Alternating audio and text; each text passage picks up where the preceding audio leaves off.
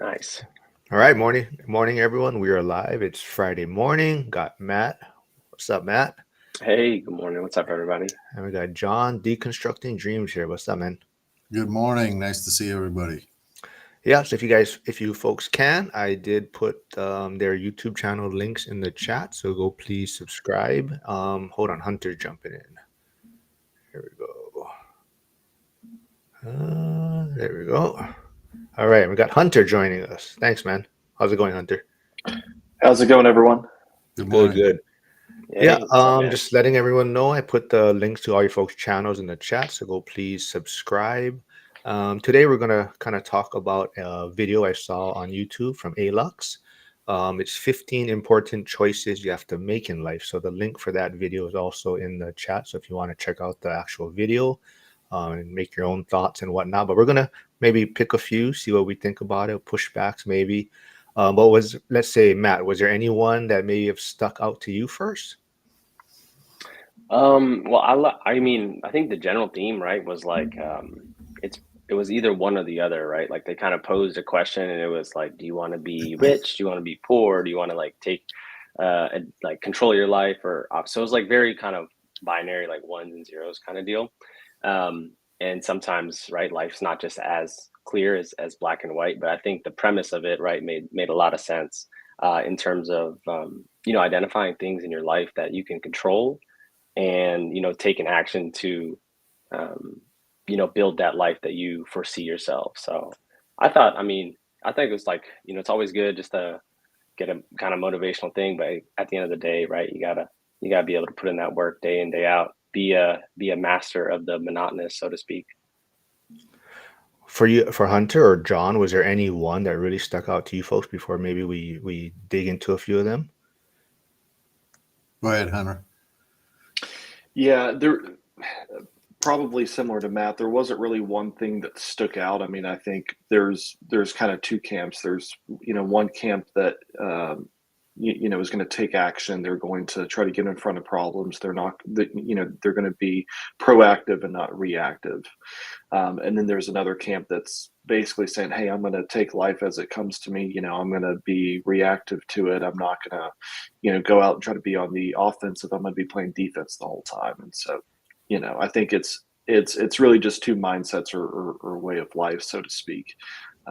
So it's pretty much just choosing, which one are you going to go down, and just being diligent about following down that path, which I think there's a pretty clear cut and dry, response or path for most of these, I think, which is, if you're not proactive, if you're not taking charge, you're missing out on a lot of things. For me, a lot of the times I see people wanting to live the YOLO lifestyle, and I find that to be the death of dreams because, you know, maybe that's a controversial type of viewpoint, but a lot of people are into the now and they want to take their vacations and they want to have the fast cars or the big trucks or, whatever like that. And, I think most of the group here would agree that you've got to have the discipline to save and really focus on putting away for your future investments and that type of mindset. So I think that most of this group is going to be of the mindset of saving for the future and doing the discipline that it takes to actually invest and work towards having that paycheck down the road rather than right now.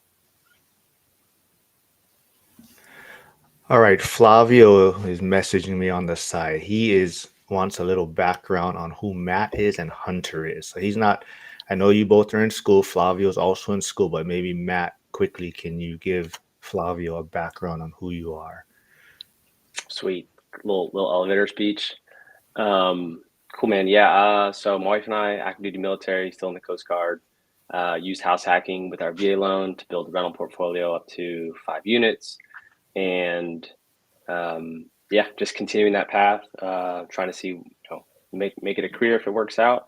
But basically building, a portfolio, investing for the future, building that generational wealth while you're still holding that W-2, or in our case, active duty. income. So you can do both, right? You don't need to wait until you retire to then think about retirement. So it's a little 30-second elevator pitch. Hunter, you? Awesome. Yeah, so I'm an agent in the Greenville, South Carolina, upstate South Carolina market. Been an agent for about 7 years, investing in real estate about 4. So I own properties in the upstate, own some out of state as well.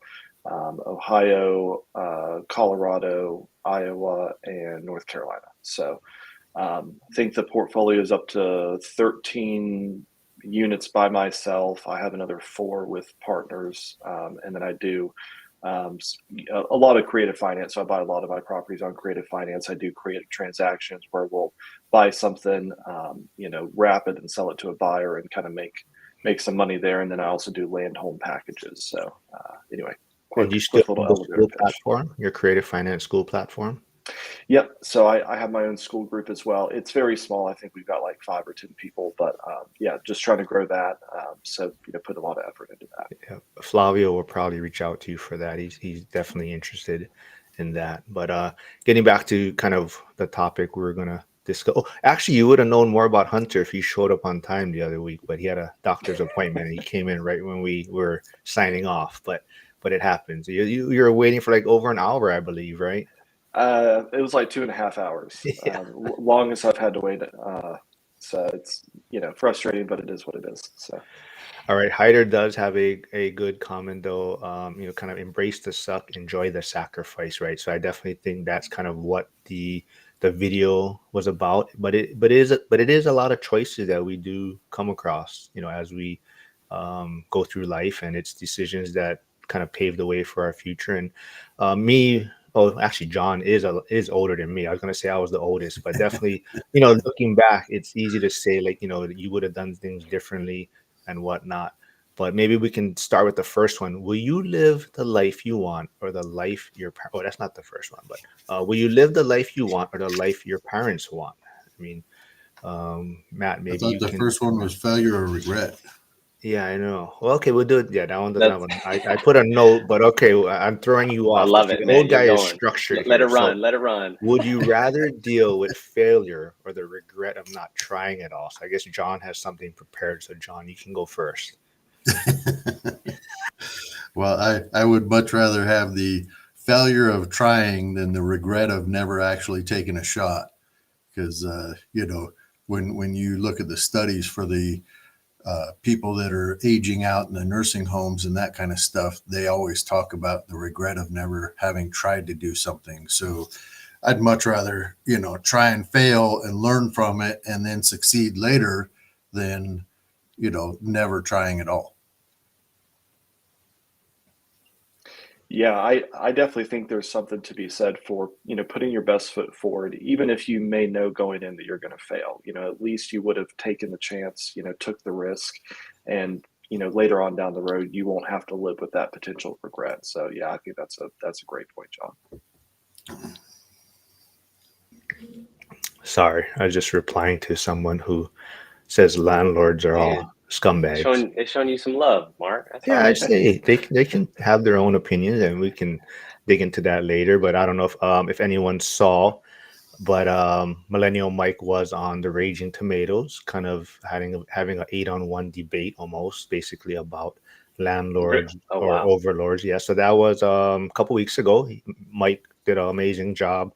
That platform is pretty strange, but the host is amazing, Sarah. And Lumberjack's actually going to be on there June 5th for his chance to debate. And I believe his was on about like kind of like the Section 8 or social programs being removed and things like that. So it should be entertaining.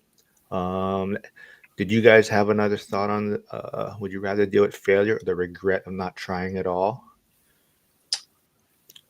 Yeah, I mean, well, to John's point, right? Like the book on the top 5 regrets of the dying, right? It's like the number one is, I wish I had lived a life true to myself, not the life others expected of me. So that kind of transitions right to that second point you were talking about.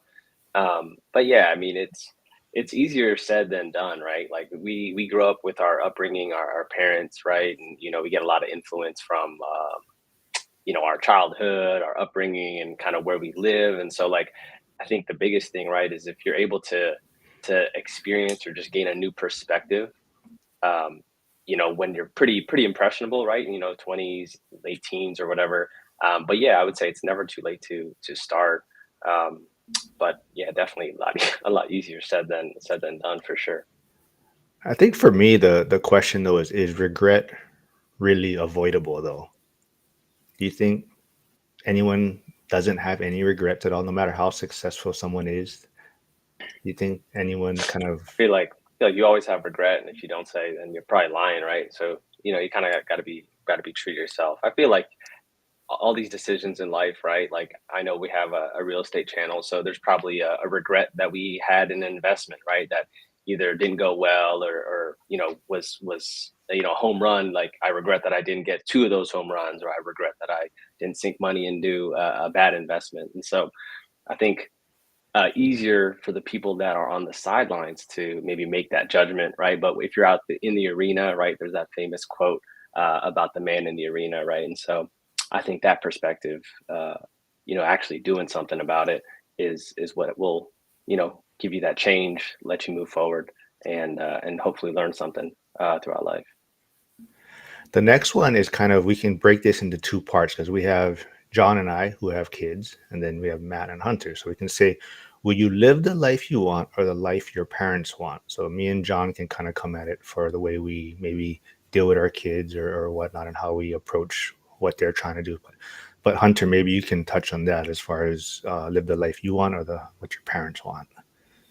Yeah, so I think there's something to be said first and foremost about, trying to honor your parents, doing good by them, not disrespecting them as far as, wisdom that they have because, most teenagers, early 20s, they tend to think that they're right. I mean, I was the same way. I'm sure most people think that they're the same way at that age, but experience is something that you gain over time. And so, parents are there to help try to impart some of that wisdom they might have gained, onto you as somebody, younger who just doesn't, have that experience. So I think there's one thing to be said for, heeding wisdom, listening to guidance.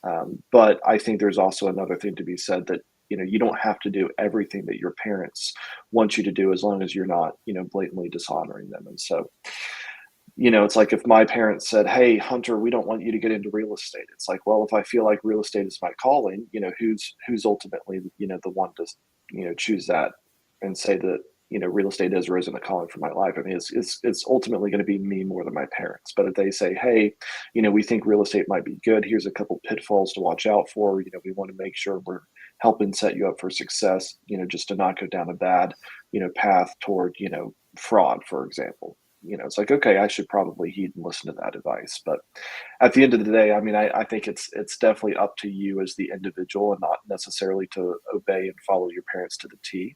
But I do think there is something to be said for wisdom there.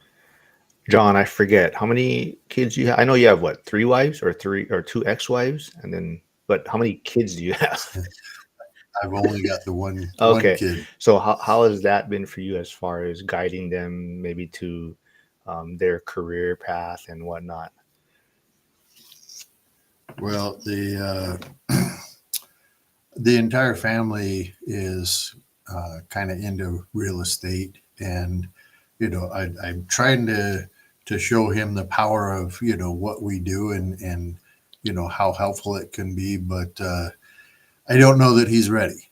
So I give him those talks, and I kind of leave it at that and let him live his life the way he wants, but. I try to gently nudge him in that direction and try to show him the power of what this type of life can really lead to because, you know, I still have him come and help me occasionally on doing repairs and things like that. But I just don't know that he's ready to jump in and start investing, even though he's capable of doing that. But, I have hopes that one day he'll be ready and, if not, then he gets to decide what he wants to do and how he wants to live his life. As long as he's happy, I'm happy. What about you, Matt? Was like military or the Coast Guard a path you chose, or did your parents kind of push you down that path, or what? How has it been for you? Yeah. I mean, both my parents were, in the military, right? So dad was Army, mom was Air Force. So certainly there was a little bit of that like military background. And, They're thankfully I didn't have disappointed to, then in you. You're in the Coast Guard. dude, I'm doing, yeah, right. You gotta be a black sheep. Nah. You gotta do your own thing. But, to like, I guess kind of, break it down, right? Like, yeah, there was the influence, right? And there's positives of being in the military, right? You talk about like discipline and like, sacrifice and, we didn't have to move a lot. They were towards the end of their career when I was growing up. Um, but it really did instill a lot of good values in them, right? And so I think, whatever path you choose, you could still take the positives or negatives of any situation and apply it to your life. And so for me, after high school, I didn't want to join the military. And then, was at a community college and I was just like taking the basic, right, basic classes, trying not to stay out of or trying to stay out of, student debt, right? Like, the cost of colleges nowadays is outrageous. And there was an opportunity for me, to actually like pursue that and apply to like the service academies. And I got like a prep school, so like it was like a delayed kind of gratification sort of thing. But I mean, for me, I was like, well, this is the best thing going for me right now. I might as well just take it.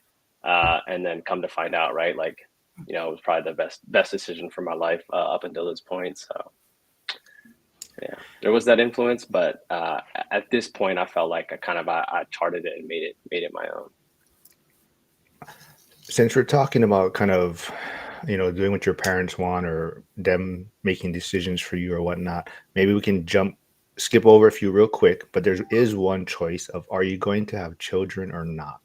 So I guess that can relate to this as far as like me and John being parents and our, choices of having a child and how that has been. And Matt and Hunter who don't have kids yet, is that something on your mind all the time, or if it happens, it happens? So maybe Hunter, you can touch on that. Yeah, I mean that's definitely I think something in our future, in one way, shape, or form.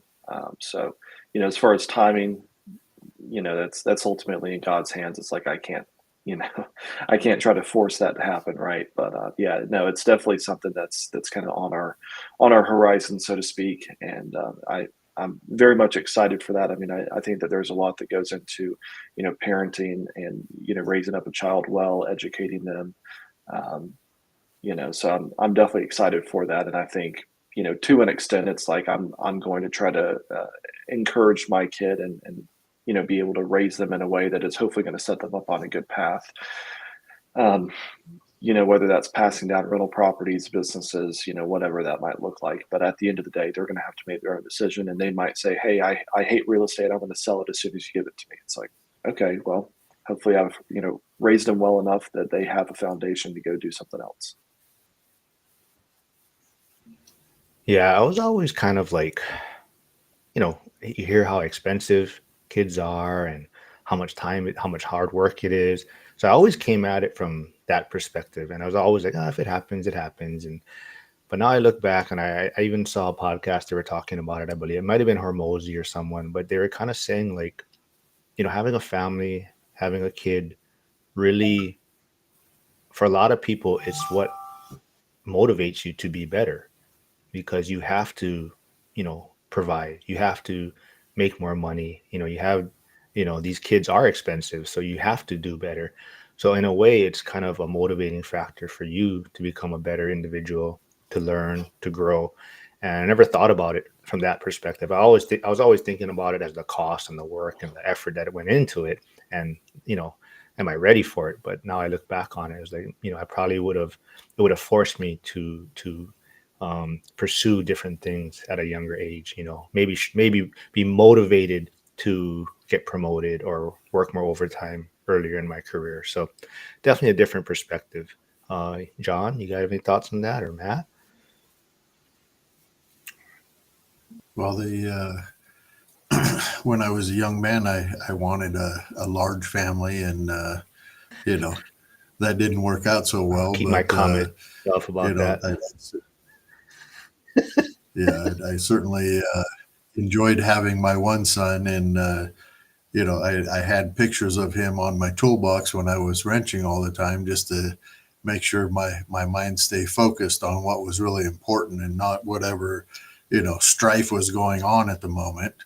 But I'm happy I only had one child, and I certainly don't want any more at this age. I'm ready to move on to another chapter into retirement. I'm not looking to become a father again. So, the living life now where he's an adult child, and it's more about trying to do some gentle guidance rather than hey, got to work on discipline and doing the right things and all that kind of stuff. He's old enough to make those decisions on his own. He knows what his life is going to be, and so now it's just trying to help him with that. So it's a whole different perspective with an adult child. Flavio thinks he's special. He's always messaging me on the side instead of the chat, but he is asking if we can give a shout out to his daughter. It's her birthday today.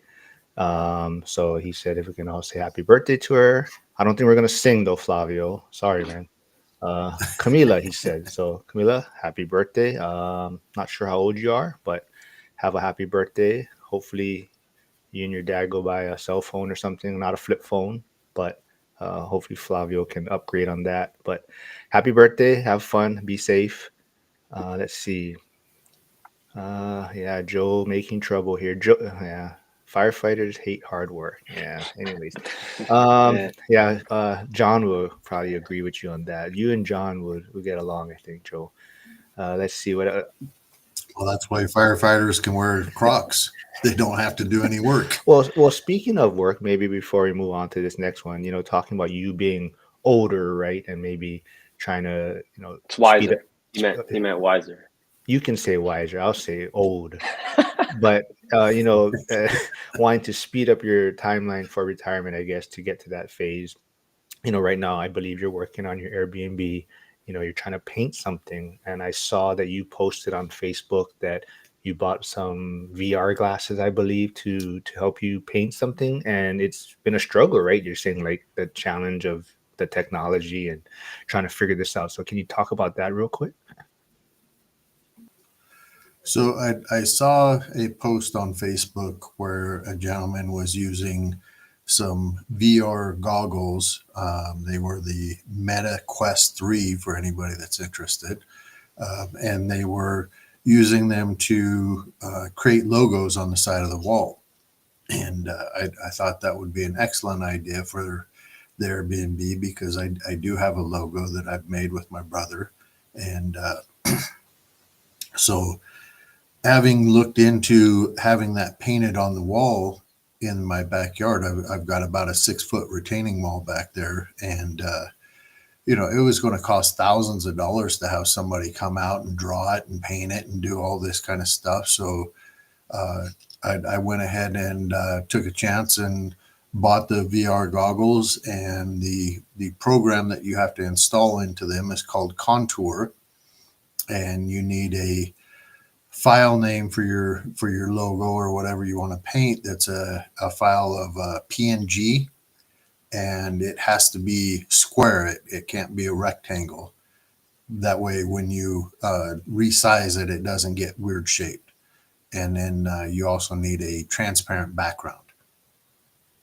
So I got the program installed. It's only like $10. A lot of reviews were talking about having a hard time getting the file into the program, which it did take a minute, but it wasn't really that hard. I think any new technology is going to take a little bit of a learning curve, but it wasn't that big a deal. And it had really good instructions in there where, you just kind of put it on the wall and lock it down, and you're able to move about and the image stays where you lock it. And that was another thing that came up in the reviews, where they were having a hard time locking it, and I didn't have that issue whatsoever. I just followed what the directions were, so it worked out really well. I just did a test on it in my own living room, kind of locked it on the wall there by my TV, but my first initial test with it worked out really well.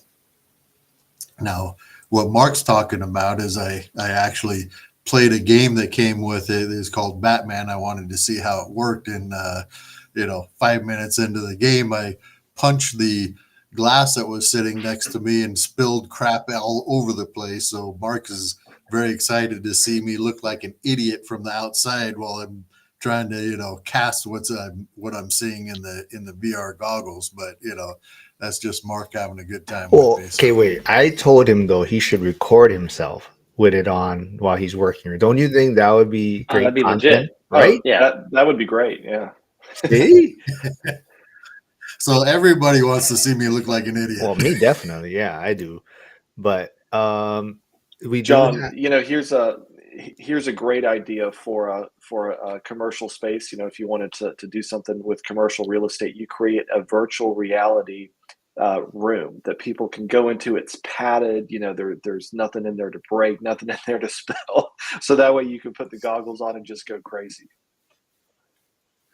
Well, I thought I was going to avoid an accident like that because they had two options where it could map out your room so you didn't run into stuff, or you could just stay in the seated position. So I asked it just to stay in the seated position because I didn't want to, break my own TV. And yeah, still made the mistake.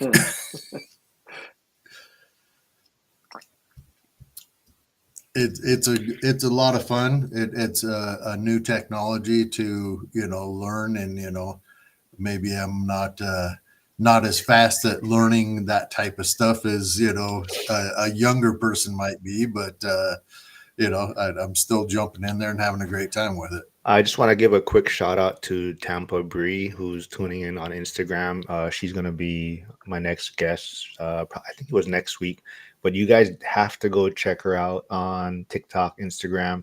Her reels are hilarious. She's a realtor in Tampa area, but her reels are. She's only been an agent for about 6, 7 months, I believe, but her reels are bringing in a bunch of leads, and she it's going to be a lot of fun to have on. So she's going to probably do some lives with us and whatnot.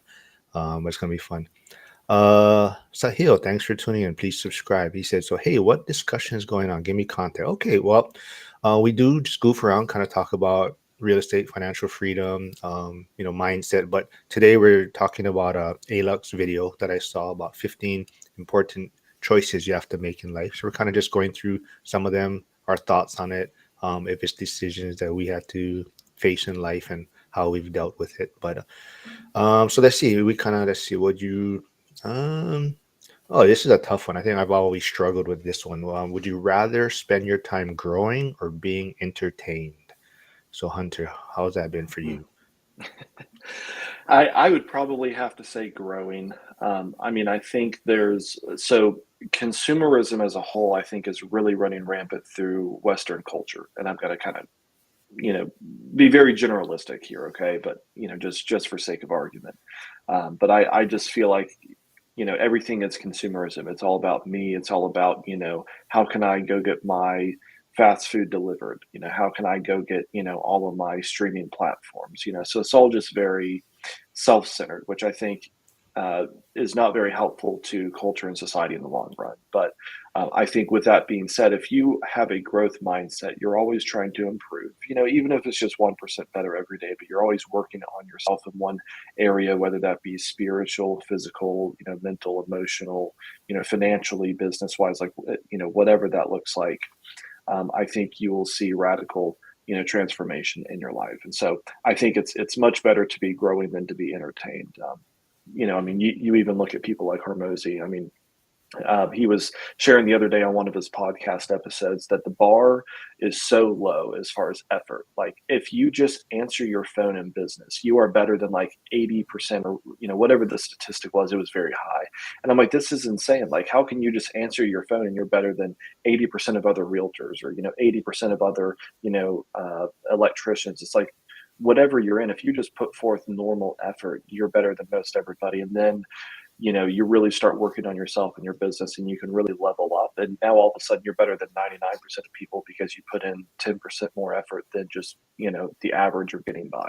So anyway, kind of a long-winded answer there, but yeah, I think growth is much better. All right, before Matt can kind of give his input, I'm going to give a so Tampa Bree has stopped by, so give her hello, everyone, welcome. I'm telling you, go check out her reels; it will keep you laughing all day. So go check it out. And Hyder says he's going to be in Tampa, Florida, for his trip, the Rebel Capitalist, I believe, which I don't know if you guys saw him post in the school community, but he received basically a free ticket for all his help that he does in the community for George Gammon and their chats and moderating and whatnot. And so they gave him a free ticket basically. So I think it's worth like That's legit. yeah, like $2,000 ticket. So he's gonna be there. He's got to pack his tuxedo. He said. Trade Better says he got entertainment from growing. I don't know how I want to take that, but I think I know what it means. Yeah. But Matt, what about you as far as growing or entertainment? Has it been a distraction or whatnot? Yeah. Well, I guess like to Trey Better's point, right? I mean, if you can, combine the two, right? Like make learning or make growing something something that is exciting or something that is kind of entertaining, right? Like you could probably sustain that for maybe a little bit longer um, than something that may be like boring or whatever. But I think when it comes to the difference, like you could basically say like, hey, everything on social media, everything on like Hunter was saying, like consumer culture is just to feed you and just basically be like just be sedimentary and just like with the press of a button you got food, with the press of a button you can like do X, Y, and Z. And so I think like to differentiate yourself, like Hunter was saying, it's so easy because that, like you said, that bar is so low. So just going that extra 5 to 10%, right? Going above and beyond. I think for people, especially in the customer service industry or hospitality industry, like we have for Airbnbs, like that really makes an impression. That shows that you care. That shows that you're trying to provide a lot of value for people. And so I think right that like gap is probably just going to get bigger and bigger, and the people that are wanting to succeed, wanting to work hard, wanting to really push their business forward um, will not have any issues because the competition, as you stay in the game 5, 10, 20, 15 years, right, you're going to see people come and go. But I think if you're willing to stick it out and provide that value, um, that's the recipe right there. I want to say morning to Casey tuning in. He loves Omar, who I did a recent interview with, who's a contractor in the Pittsburgh area, and I think Casey likes those kind of immigrant stories, the people that are kind of trying to find the American dream and whatnot, and not making excuses. So thanks for checking that one out, Casey. Lane 5 is telling Bree, welcome Bree. Please be advised to wear tall boots when talking on Mark's channel. Yes, so we have a lot of fun here, Bree. But Bree also agrees with you, Hunter, right? The bar is so low. Customer service is everything. Yeah. Yeah, no, it is, and it's crazy how low it is. But I did want to go back to a quick point, Matt. You were kind of talking there about the culture. There's a quote, and I had to take a second to look it up because I didn't even know where it came from. But it talks about bread and circuses for the masses, and that comes from a Roman poet from about AD 100. And anyway, just kind of fascinating to think about. Like that was a phrase that was used by the Romans to talk about the Roman government slowly seducing the people of Rome with basically food and entertainment. And I just feel like that's really relevant now, just with the way that our culture is going. So it'll be interesting to see how much that bread and circuses, really plays out over the coming, 20 to 50 years. I just want to remind everyone, Frank, old guy REI, says he is selling the ORAT shirts again. So they are available. So there is the link to order your shirts so you can get ready for next year's ORAT event. So hopefully Hunter and Matt will be there also next year. John was there. John was first time. John had a lot of fun. But let's see here. There was a question. Oh, Flavio is asking. I think this kind of relates to kind of what we're talking about, making choices, decisions we have to face. But when is enough? So for you, John, like, I mean, I'm not making trouble, but you said you're older. you're trying to get to that. You have a few years. You're trying to speed things up for retirement. But when is enough, or what is enough for you? Well, Dion has a very good video on the subject, because most people are going to talk about, whatever millions of dollars and 4%, rate of, pulling money out and that type of thing. And I think Dion has an excellent point of it. It's actually kind of opposite, where, if you've been tracking what your finances are currently, then you've already got a baseline, and you just need to apply a multiple of that to where you're going to be comfortable for retirement. So, if that number is a very low number, then maybe that multiple needs to be a little bit higher, where, if you're taking $10,000 a month to live off of now, maybe, you just need a 2 or 3 time uh, multiple to be comfortable. Whereas if you've only got, maybe $2,000 a month that keeps you comfortable, maybe you need to 4 times that. So for myself, I'm looking at about a 3 times multiple, and I should be pretty comfortable with that. I have the fortunate that I work for the government, so I'm going to have a pension. I've got health care that I'm going to be able to use for the rest of my life. I'll have Social Security, and I'll have rental income. So there'll be multiple areas where I've got the ability to bring in some money, and I house hack, so my expenses are very low. So there's a combination of things that are working well for me to keep those expenses low, and be able to bring in some extra income through separate sources. So that's going to work out pretty well, and that's my hope, because I don't have a 401k to lean on. I have a TSP, but it's going to be so low that it would never be able to compound enough in the short amount of time I've got left. So I've only got about 6 years that I'm looking before I retire. So I'm actually looking at using some of that TSP money for a loan to be able to do some renovations on a property and be able to increase the revenue that it's producing as well. Do you guys have an enough number or anything yet, Hunter or Matt? I know roughly-ish what my number is. I mean, it's really kind of looking at, what I spend every month, and then I tack on about 25 to 40%, depending upon the exact spend amount every month. But that's kind of my overall number that I'd like to get to from a cash flow perspective. Dylan put a good kind of comment there in the chat, saying that we basically have two numbers to an extent: a cash flow number, and then another number where we could sell off our real estate, get equity, and live off of dividends. And I don't necessarily think I would ever want to sell off anything, but I think right now, you know, I can't live off of equity, right? It's like I got bills to pay. I need money coming in every month, but at a certain point, I'll be able to fully live off of the cash flow. And, maybe at some point in the future, the cash flow grows as properties get paid off, things operate better. Maybe you 1031 into a better asset class with lower, operational expenses. So there's a lot of different ways to look at it, but I know mine, and I know I'm not there yet. So, it's still just a matter of, growing sustainably. Matt, what about you? I really like the wealth building journey comment, right? Like enough is a goal, right? So know your goals. I remember in the beginning of this whole light bulb moment of you're creating a vision board, you're writing down goals, and in the beginning, I remember being in my mid-20s, and I'd listen to some Bigger Pockets or all these podcasts, and they would be like set a goal, or I was like, okay, cool, set a goal. It's like I want to have $10,000 net cash flow every month. And that was like, okay, like it's a tangible goal. It's got a good timeline. Like I can see that number.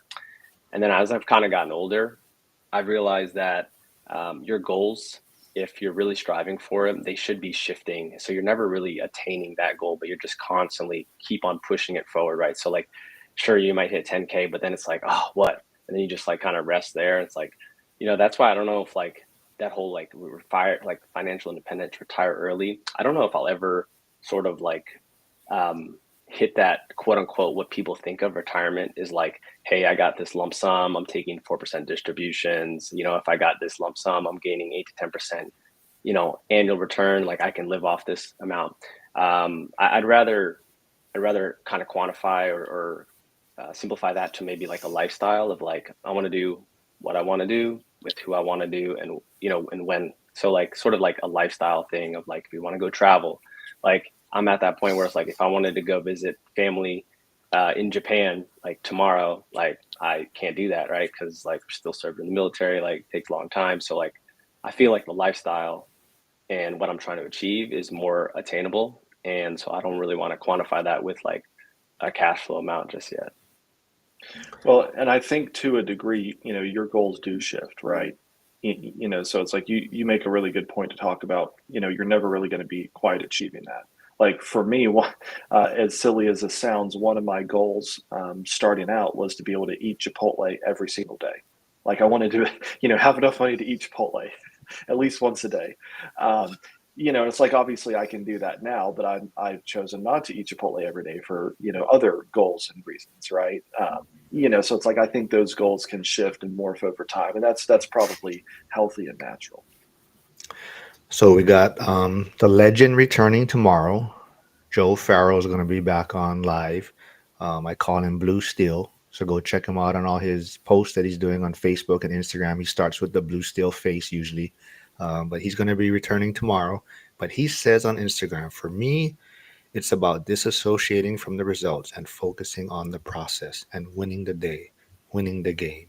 So, oh, Bree says she used to work at Chipotle, Hunter. So maybe she takes offense to Nice. that. I'm not sure, but Hey, I still love Chipotle. I just can't eat it every day. um, but I do. Since Matt, I know you kind of brought up bigger pockets. I don't know if you guys noticed. I don't know if you guys saw Scott Trench post. He is stepping down as CEO, so he is stepping away a little bit from what his title was. He's going to be focusing on the bigger pockets money, I believe. So they definitely are pivoting quite a bit. It seems like Interesting. in their message. But Scott Trench had this post. I'm going to try to share it. I don't share too much, but let me see if you guys can see this on the screen. Um, yeah, so he posted the other day, early retirement will cost you at least 2 decades. First is a decade of grind, frugality, self-education, hard work, and patience to amass millions. Second, a decade of opportunity cost, retiring at the peak of your earnings, likely foregoing millions more. This is the price of Tuesday on your terms for the rest of your life. Pay that price. It's a deal of a lifetime. So I think it makes people really look at kind of their earning phase and whatnot. So I think a lot of times, like even the fire department, right? Like for me, a lot of guys they get that high three, so many years, and they're towards the end of their career is when they're making their most income. So that's why they're staying longer and they're working longer because they want to get as much and maximize the income. And then there was a guy, I'm not sure if you folks follow him, Mark Ferguson, Invest for More. I don't know if you guys saw, and I haven't checked if it's true, but unfortunately, it looks like he passed away suddenly. So Oh my gosh. there's YouTube Wow. videos out. The wife has posted that suddenly he has passed away, and he's a big investor. He's a flipper. But the funny thing, not funny, I'm not saying, but he posted on that Scott, or he reshared that Scott Trench post, basically saying that he's gonna keep working because of the money. Even though he could have retired, he can retire, but he kept working.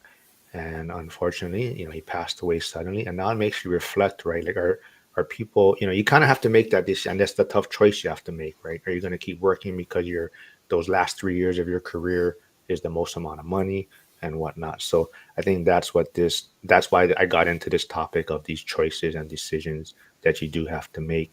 And like for you, John, like you're saying, you're trying to push towards retirement. You have 6 years, and that's why you're also willing to do the short-term rental, like you're saying, right? To maximize that cash flow now, so you don't have to work a lot longer, right? Yeah, the short term is a lot more headaches for sure. I mean, there's so much more to it than doing the long term rentals. But if I was just doing long term rental there, I would basically be breaking even and quite frankly, it might even be a little bit negative if you factor in the 15% that I like to put in for vacancy, maintenance, and capex. So it put me in a position where I wanted to try a new strategy and try to the short term and see how that worked out. But it's actually worked out really well. I mean, it does put a lot more on my plate. I'm constantly watching the phone for any messaging or any issues that's going on over there. I've had to run over there after a 15-hour day and go fix something for a guest to give them good customer service. But that's just the price you do for doing good business with people, because at the end of the day, I certainly want my guests to all enjoy their experience. I don't want anybody to have a bad experience there. So I'm willing to put in the extra work so that they're happy, and I'm making actual good profit off of it. But I don't know that I would have done this strategy had I had a lot longer timeline, because it is so much more work. But, you know, processes, management, technology, all of those things come into play to really reduce it and, try to streamline that amount of effort as much as possible. Yeah, very sad wealth building journey. It was just suddenly, and from what I saw, it was I believe he had blood clots in his lungs, and yeah, so um, it was very recent. So the wife has been posting some videos talking about it on YouTube. But yeah, Man, um, it's pretty yeah, that's tough. That is sad. So that's a good point, right? Like, we make these investments, we're trying to secure our future, but the future is never certain, right? So like it's sort of this like balance of like, do you smell the roses now, or do you just keep like being thrifty, or like where do you find that balance? So I think for everybody it's just different. yeah, and then even on she's talking about it, and definitely she's having a hard time. But even she kind of touched on even though he built this wealth and portfolio, some of the I don't know what the right word would be, like maybe the not the trust, but the things he put in place for if something was to happen to him, it's Hmm. kind of outdated in a sense. Maybe he did it 5, 10 years ago, right? He had these instructions or plans in place, so kind of it's a little bit outdated to what how it implies today. But she's going to figure it out. But she is great, the wealth that he did build. But at the same time, that makes you think about how you're setting up things. You're not thinking, you're trying to build right now, but you're not possibly thinking about how you're going to pass it on if something happens out of the blue, and then how is it going to be situated for your family. So definitely it was eye-opening and sad to see. And I was wondering, I didn't see him post for a while, and I was wondering what was going on. And then I saw someone post that yeah, something did happen. Let's see here. Lane 5, Andy does say, I feel like the ALUX video made me think about my goals and all the conversations that's been going on lately with cash flow versus wealth. Everyone at a different stage, life happens, and you still shoot for the stars. So I think he's also talking about we did have a nice friendly debate the other week with Dion and Brandon Potts about cash flow and net worth. And just kind of coincidentally, right after that, Coach Carson kind of came out with a video almost saying the opposite from what Dion's point of view is that you build the wealth first and then cash flow. So there's a great video from Coach Carson, so go check it out. Little clickbaity, the title, but definitely go check it out. I mean, it's a super good video, and then Zuber and him do discuss it on Zuber's channel. Let's see. Hey, Ike is tuning in. What's up, Ike? And then Joel is stopping by. He's jumped over from Instagram. He's here on YouTube. And let's see. Yep, Wealth Building Journey says that's another painful reality. Annually updating wills, trust, etc. Right? So sometimes we get caught up in just trying to grow and build and go and acquire, and we kind of forget about maybe how we're going to pass things on. And so it's a good reminder. Let's see what else we got here. Stay out of probate.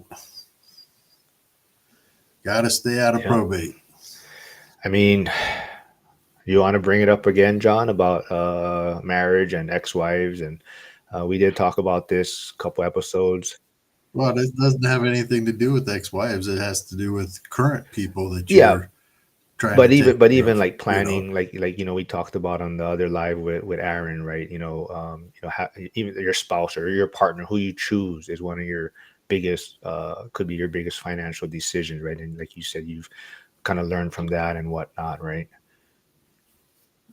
Yeah, dealing with, first of all, having somebody that, it is in the same type of mindset as far as, whether you're being frugal or whether you like to travel or, you're into business, just having somebody that is supportive instead of, having that constant negative battle that could happen that, could hurt those dreams or that forward progress. You want to make sure you've got somebody there, and the first part of that is probably having a discussion before you even get married about having a prenup, because the prenup is vital for, first of all, to have a discussion about finances in the first place. If you can't have a discussion before you get married, why would you ever marry that person? You're going to have those discussions over your lifetime sooner or later. So why not have them in the beginning? And when you don't have a prenup, you have one anyway because you're going to have one with the state. So you might as well talk about things while you're in a good place and in agreement with things before you ever get married, and then move forward with that and have a vision for where you want to go forward. And so many people have the idea that prenup is a negative type of situation where one person is trying to, you know, be, the overlord of finances or whatever. And, it's just not that way. It should be a nice discussion that, hey, what I had before is still going to retain to be mine. And what you had before is going to retain to yours. And what we build together is a 50-50 split, that type of conversation shouldn't be that big a deal to have. And if it is, that could be your first warning sign that maybe this isn't the person that you should be spending the rest of your life with.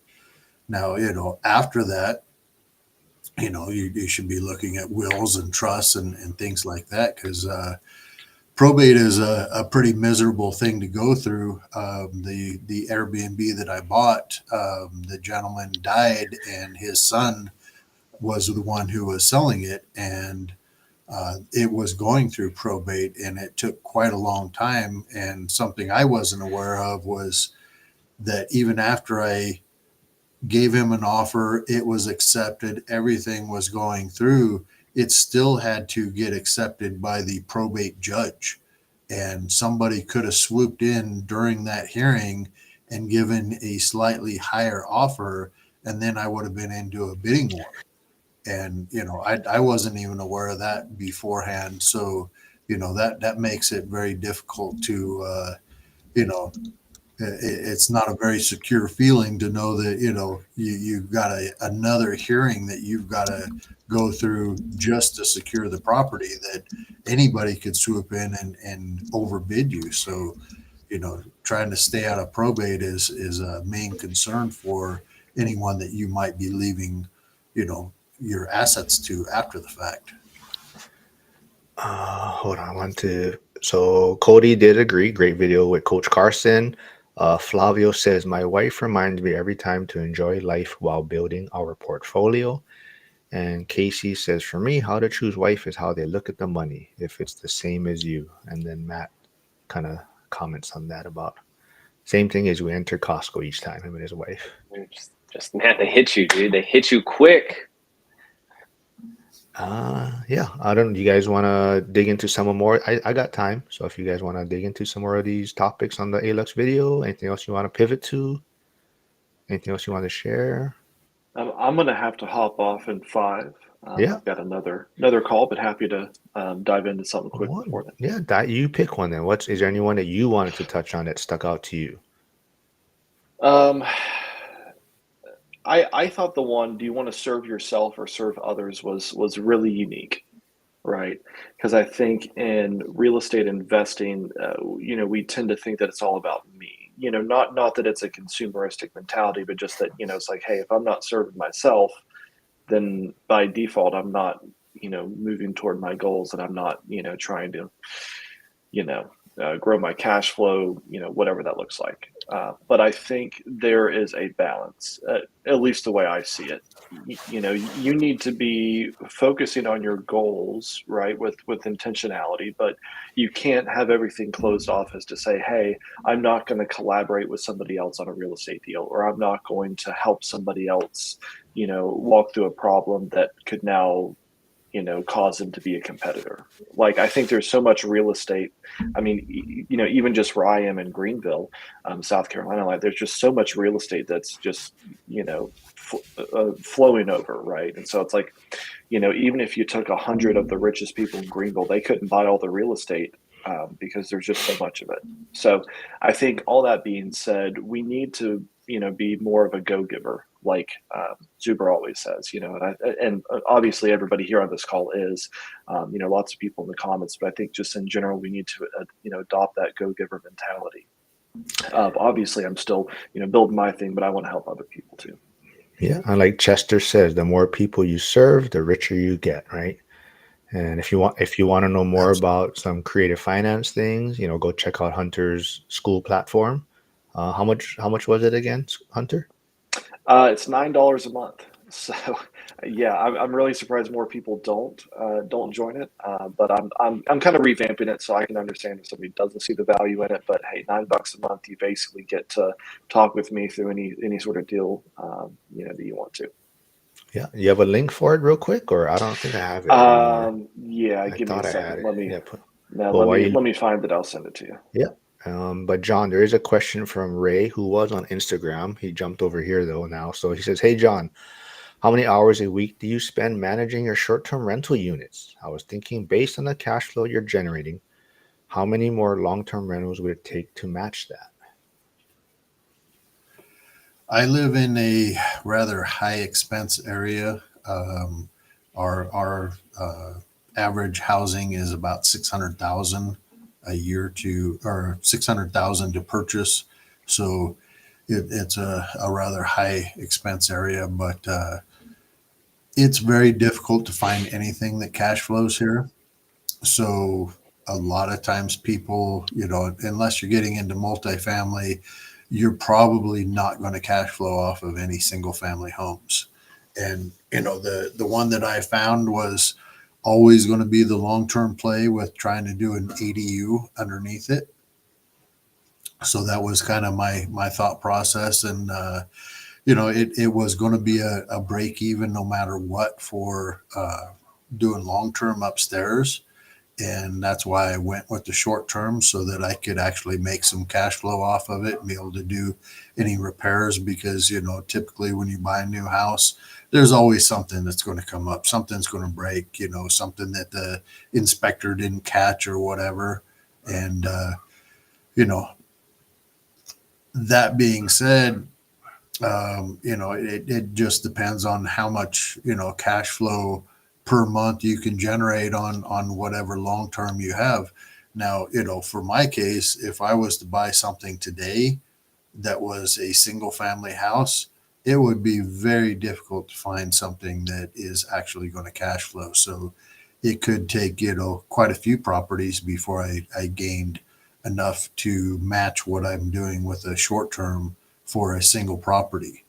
And like I said, I'm really more after the second unit in the property because that's going to be really where the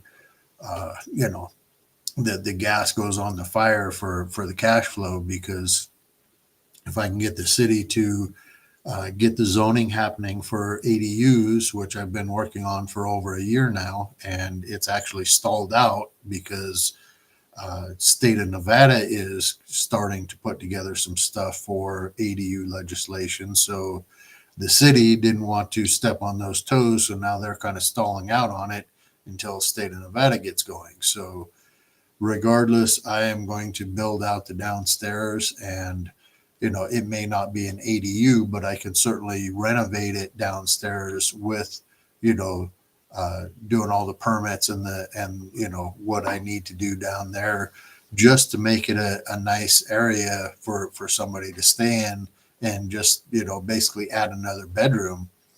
And regardless, they're going to make me do another spot on the driveway. So I'm going to go ahead and get that kind of stuff done now and get as much of it as I can done. And, when ADU zoning comes through, then I'll be able to switch right into that and already have the permits and inspections completed for what I've done down there. All right. So, Awesome. like I said, Hunter's school link is in the chat. So if you want to go check it out or just see what it's all about, creative finance, go check it out. But Hunter, thanks for jumping on today, man. Absolutely. Thanks so much for having me, guys. Good to talk with everyone, and thanks for tuning in. All right, man. Yeah, man. Nice to meet See you. ya. Proof Oak, thanks for tuning in. I'm sorry, man. These are not the crypto bros yet. I'm working on getting some crypto folks on for you, but you can also check out me and Joseph Cachapalia doing Fractional Friday, which is not crypto, but it's fractional real estate. So you can always check that out. Can't wait for the financial firefighter token, dude. We gotta start investing in that. Negative. And Josh Burdick, morning, man. He's here to stir up Chester in the comments. But so I don't know if you guys have been paying attention to social media also. Have you guys seen the one gorilla versus 100 men kind of debate? And Yes. Dude, let's it's making its rounds, dude. so let's drive Chester a little crazy a little while. So what's your guys' thoughts on that? Gorilla or the 100 men? Dude, I don't want to think about it too hard, but I'll just take a gorilla, man. Yeah, I'm going to have to go for the gorilla as well. Like I said, man, just throw the big guys on them. Andy, Val, Frank, Cody. Shit, man. Then I'll just wait till he's Dude, tired out. there's a special type of person that's willing to be like, all right, hey, let me go up there first, and then y'all go on after me. It's like, No, not they're gonna not they're I can outrun those big guys, so the gorilla's gonna get them first, and then I'll just wait around. Wait around for your turn to be He's torn gonna be tired apart. by then. Uh, Chester's like, here we go. Let's see what there was a question. There was one from the Alux video. I still wanted to. Oh, the last one. This says wrap things. Well, not wrap things up, but the last one. Are you living or just surviving? John, what about that? What's your thoughts on that one? For the moment, I'm more just trying to survive, because I kind of look at it as living is more, okay, I'm spending all the fruits of my labor and doing more of that type of action, whereas surviving is being more conservative with my spending and being more of an investment type of mindset. So that's the stance I'm taking on it.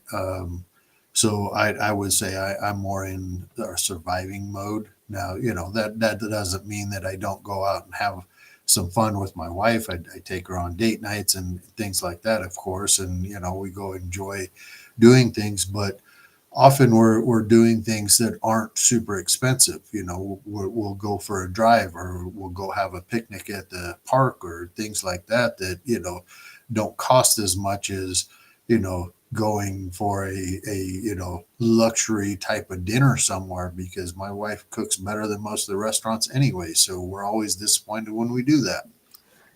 oh, that's nice. It's a nice perk.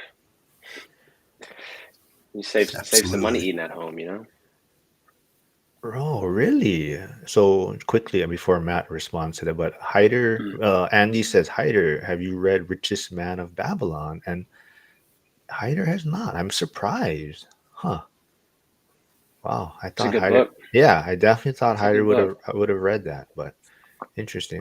But on this matter, Chester does say surviving is existing without a goal. Ooh. Yeah, that's fair. I think that's why people have a lot of, um, I'll say, for those that maybe, you hear about a lot, like people that get out of the military, right? That whole purpose, that structure, having that kind of team mentality of working towards a goal, right? Like when you separate and you don't have really that camaraderie or that purpose, I think that really, can wear on people. And to kind of hit that point, right? Like, yeah, if you're just surviving versus living, your priorities, your goals, what you're working towards, what your purpose, a lot of that is like, as long as it's aligned, I feel like gives you a good chance. Yep. Joe says, yeah, it's a fast read. Yeah, it's a pretty short book. It's actually, I think, like, I think my son would probably enjoy it. It's probably, it is a short read. It's pretty uh simple to understand, but it is good. Is that rain? Is that rain for one of you guys? Not here. I don't know. I'm No, but hearing, I'm hearing a little feedback, but yeah. I don't know what it is. But I also want to say thanks for John taking my advice on sitting back from the camera a little bit this time. Now I can edit better and make reels which your head fits into the reels. I was having a Well, yeah, I moved my whole setup out to the living room so that it would not be quite as bright from the window in the kitchen, and try to tone that down a little bit because I know it was washing out pretty bad. So tried to tone down the brightness there as well. So hopefully that'll make things a little easier for you. But I did have a question for you guys since we're talking about books. What did you guys think about Rich Dad Poor Dad? you want to go first, Go Matt? ahead. Go No? ahead, Mark. Oh, yeah. No, yeah, go, man. Yeah, I'll be quick. I think I think it's good, um, perspective shift book, right? Like you could agree, disagree with the principles, what he's doing now, but I think in terms of a perspective shift to say, hey, you're able to think about life differently. Some people need that, right? And I think when you have exposure to that, especially when it comes to real estate or investing, I think that can kind of help start making you think a little bit differently and have you move a little bit differently in terms of how you invest. So I think you got to take it for what it is. I mean, it's like you know still a best selling book, right? So there's some good messages. Yeah, yeah, it's a gateway drug for sure. Chester's on it. Yeah, Chester says, without purpose, we experience what's known as psychic entropy, which is that loss without a purpose feeling. And Joe wants to say, my bald head usually blinds everyone, and that's why I'm wearing a hat. So, yes, I think John enjoyed that one, Joe. So I sympathize because bald head as well. that's why he has a hat on too, and Matt doesn't. Um, but yeah, Rich Dad Poor Dad, I think definitely like it's one of those that for me, the first time I read it, I thought it was the dumbest book ever. Especially being in Hawaii, everyone's a millionaire basically if they have a home. So for me, when you read it and it's telling you your home is not an asset and whatnot, I'm just like, this is just a stupid book. Like it doesn't make any sense to me. And I actually probably read it when I was maybe like 20, and if I if I paid attention to the principles of the book at that time or mindset change, I'd be retired easily by now. But I probably didn't read it again until maybe 20 years later or so, 15, 20 years later. And it definitely sticks with you now. It definitely puts things in perspective and kind of definitely makes you understand assets, liabilities a lot better. And that's why I actually purchased both versions of the cash flow board game. So there's the kids version and then there's the adult version. So my son and I have been playing the kids version. He enjoys it. So he actually asked to play it. He wants to play it, and I think he just likes trying to uh, cheat me and not give me all my money because I let him be the bank, and I think he tries to see if I'm paying attention. He's always trying to shortchange me, but he has fun, so I'm glad. So he actually the other day he was like, "Oh yeah, that's an asset, that's a liability." So it is fun. Morning, Jen. Jen's tuning in, so I think she's tuning in from the out of state investor group of the school community. They have their Friday calls. So hopefully some other people might be popping in. And I think Lindsay and Vincent run that call. If anyone hasn't seen, Lindsay has been on the Bigger Pockets rookie episode recently that came out on May 12th. So go check that one out. Super good episode. And she's also been on Zuber's channel recently.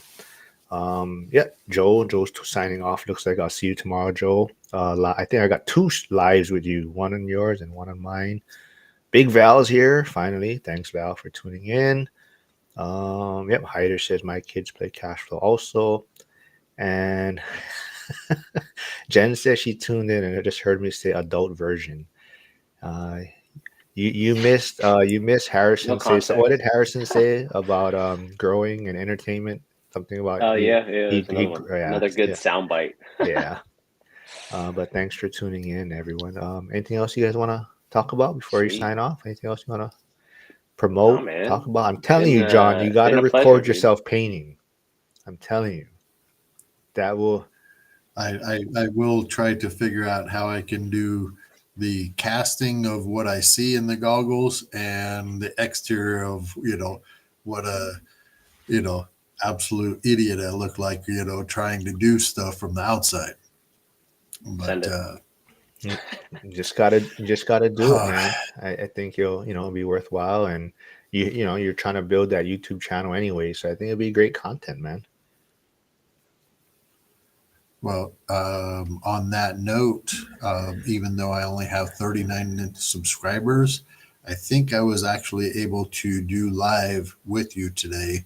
So I It's think legit. this is going to go on Oh, the cool. channel. Hold on, let me put your channel in again, and then I'll put Matt's one in also. But if anyone hasn't that's tuning in, please go subscribe and get let's see, there's John's one, and I don't know, Matt, I haven't seen any Tesla videos from you recently. Are you afraid? Have you changed your emblem on your Oof, Tesla? dude, come on, man. You know me. I put more money in the stock, baby. Ever since Tim Walls, he had that beautiful, beautiful presentation. Thank you. That's funny. Yeah, I think Dion put a bunch in there as well. That's funny because Dion did post. He made a post on Facebook showing the Tesla prices and saying he bought and all that. And someone sent me a private message and like, is this real? Because Dion said he'd never buy stocks and he'd give it away if someone gave him stocks. And I was like, oh no, that's real, man. I said, Dion, they bought when Tesla, people were going all Hmm. crazy on Tesla, and he's like, oh, yeah. But someone thought it was a fake post by Fake. Dion. Yeah. And dude, Um, it's I think as like investor hat, right? You're trying to just basically stack assets and you find undervalued deals. You'd be like, why not? So, but yeah, man, it's been a Absolutely. pleasure. Thanks for having us on, as yeah, always, Mark. yeah. One last time, let me just put the link for the ORAT shirt. Frank is picking up sales again. So he took a little break. So if you haven't, go pick up your shirt. Get ready for next year's event. Matt, will you be there next I year? saw a question. When they got the I saw a dates. question from Oh, where's Flavio. that? He was asking about regulations in Tahoe. Huh, I don't see. It was back a Okay. little ways, but Tahoe is a Washoe County type of situation, so it doesn't affect the city of Reno. In case you're looking to do any investing here or whatever, Tahoe has different criteria. You have to have a permit to actually do short term rentals up in Tahoe, and you don't currently in Reno. However, I do believe they will require permits here soon. They've been talking about it a lot, so just so you've got an answer for your question there, Flavio. It will be coming, I think, but currently there is not any permitting for Reno.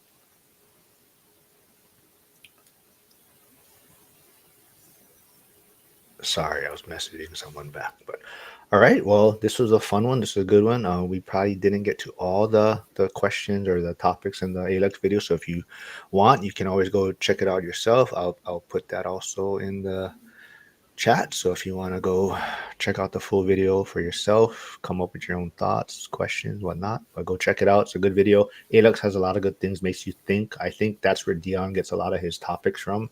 He goes to Alex, he kind of picks things out, and that's how he forms a lot of his content. But it's a good one. I'll Yeah, be they back got a pretty big tomorrow. following. Oh yeah, and they They're have huge. they have a subscription thing. I don't know what the subscription thing is for, Mm. but go check it out. It's a good platform. Thanks for always doing this, you guys. John, seriously. Oh wait, hold on. John, how far is your STR from Fallon? Fallon is about an hour away. All right. Yeah, they're talking about books. Yeah, cool. I'll be back tomorrow. Shoot, What time? 6. I'll be back at noon Eastern tomorrow with Noon. Joel and Curtis. Curtis will be Ooh, on, I'm gonna try. and I'll try to tune in. I got duty, so I'll try to talk some smack in the comments for you guys. all right. Thanks, guys. Everyone, have a good weekend. If I Thank don't you. talk to you folks, all All right, right, bye. y'all. Take care.